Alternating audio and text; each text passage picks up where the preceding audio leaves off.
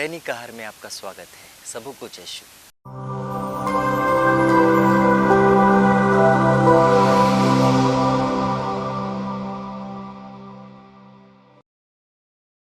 मित्रों, आज मैं एक छोटा सा उदाहरण देना चाहता हूँ, ध्यान से सुने और इस उदाहरण के द्वारा एक छोटा प्रश्न पूछता हूँ और उसका जवाब देने की कोशिश करें।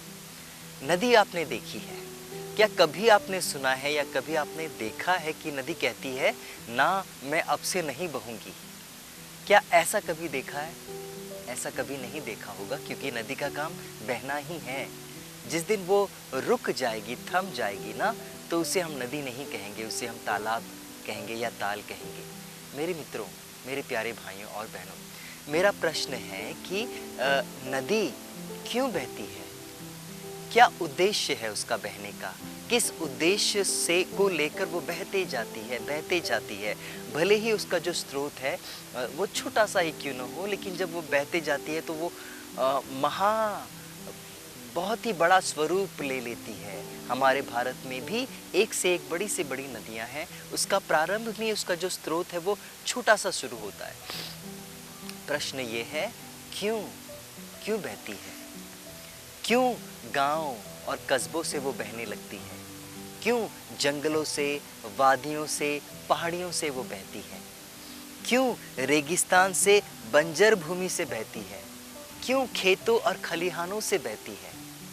और अपने आप में इतनी सारी मछलियां और जीव जंतुएं क्यों समा लेती है?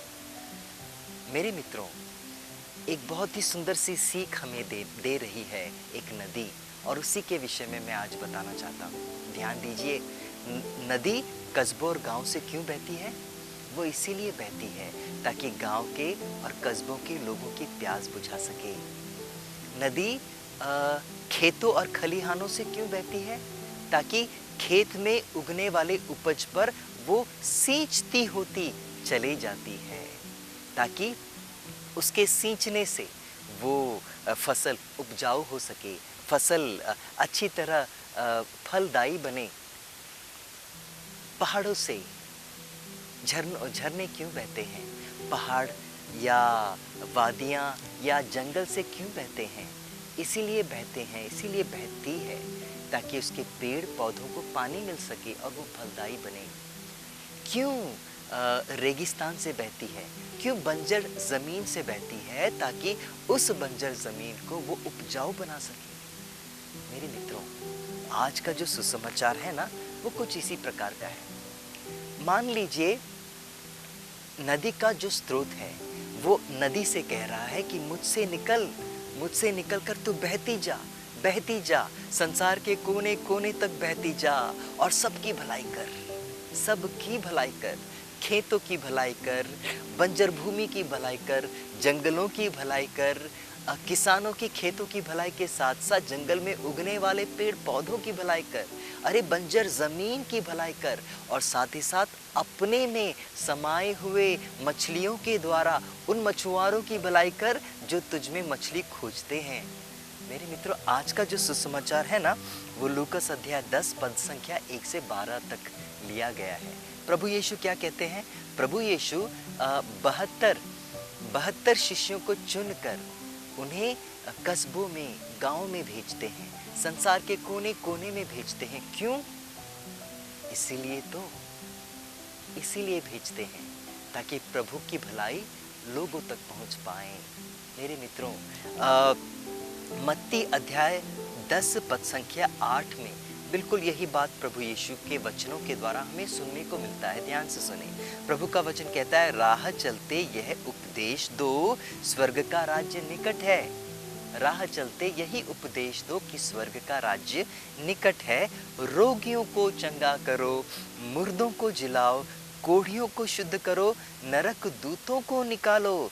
तुम्हें मुफ्त में दिया गया है, तुम भी मुफ्त में दो। मेरे मित्रों, हम क्रिस्तियों का जीवन नदी के जीवन से अलग नहीं है। हम भी उसी तरह हैं। जिस तरह नदी सबकी भलाई करती है, जिस किसी के सामने से गुजरेगी उसकी भलाई करते जाती है। बस खुद को मैली या गंदगी करने के बावजूद भी वो भलाई करते जाती है। मेरे मित्रों, वही सीख हमें भी सिखा रही है कि हम क्रिस्तियों का काम यही है।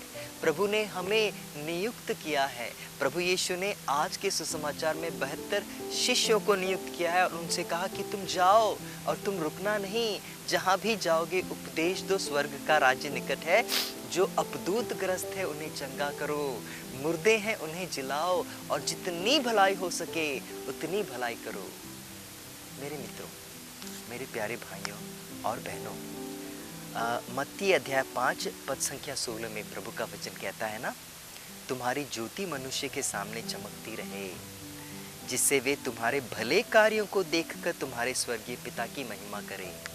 अब आप ये बताइए, क्या नदी जब बहती है तो वो अपने लिए बहती है, खुद के लिए बहती है? ना, वो खुद के लिए नहीं बहती, वो अपने लिए कुछ नहीं करती। वो जो कुछ भी करती है वो सब अन्य लोगों के लिए करती है, अन्य लोगों के भलाई के लिए करती है। चाहे उसे खुद को गंदा ही क्यों न करना पड़े, चाहे उसको खुद को प्रदूषित ही क्यों न करना पड़े, लेकिन वो बहेगी और वो भले करते जाएगी। मेरे मित्रों, यही सीख हमें एक सुंदर सी नदी दे रही है। प्रभु यीशु ने अपने शिष्यों को भेजा, प्रभु आपको और मुझे भेज रहे हैं, और प्रभु साथ में यह भी वचन दे रहे हैं कि तुम्हारे भले कार्यों की ज्योति जलती रहे, जलती रहे, जलती रहे, ताकि अन्य लोग तुम्हारे भले कार्यों को देखकर जाने और ईश्वर को महिमा दें। मेरे मित्रों, एक छोटी सी घटना मैं आपको बताना चाहता हूँ। मदर टेरेसा, पता है मदर टेरेसा ने अपने शिष्यों से क्या कहा, अपनी धर्म बहनों से क्या कहा? उसने कहा था कि जब तुम सेवा करते हो ना, तो तुम इतनी सेवा करो, इतनी सेवा करो, दर्द होने तक सेवा करो, दर्द होने तक सेवा करो। मतलब अपने आप को तोड़ दो, सेवा करते करते अपने आप को तोड़ दो। लेकिन आपके दर्द महत्वपूर्ण नहीं, लोगों की सेवा महत्वपूर्ण है। इसका अर्थ यह है कि तुम्हारी जिंदगी तुम्हारे लिए नहीं, वो दूसरों के लोगों के लिए है।